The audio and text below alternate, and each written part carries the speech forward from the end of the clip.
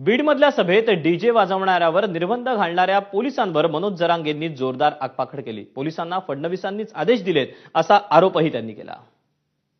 काहीतरी ते देवेंद्र फडणवीस ऐकायचं आणि लोकांना त्रास द्यायचा हे चांगलं नाही ना। माझ्या मराठीतून तुम्हाला पोलिसाला काही त्रास आहे का? एकाही पोराला सांगा तुम्ही यांच्यापासून त्रास आहे, मग विनाकारण काही देवेंद्र फडणवीस ऐकायची गरजच नाही।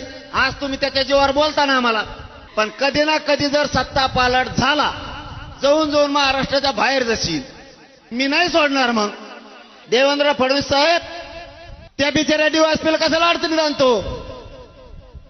मी आलो मुंबईला, आपण भेटू, तो घरापुढेच आहे मी। आपल्याला शांततेत जायचंय, शांततेत करायचंय, पण इथं आल्यावर एक गोष्ट कळाली मला, डीजेवर नुसता पखातच वाजत होता। माझ्या समाजाला काय अडचण नाही डीजे नाही वाजून दिला तरी, पण कोण डीवायएसपी साहेब यांना त्यांना सांगतो, सत्ता बदलत असती, येत असती, जात असती, हे ध्यानात ठेवा। आणि मी इतक्या खुनशी अवलादीचा आहे, महे जर एखादा डोक्यात बसला त्याचा बाजार उठितो, धमकी फमकी नाही देत, समजून सांगतोय।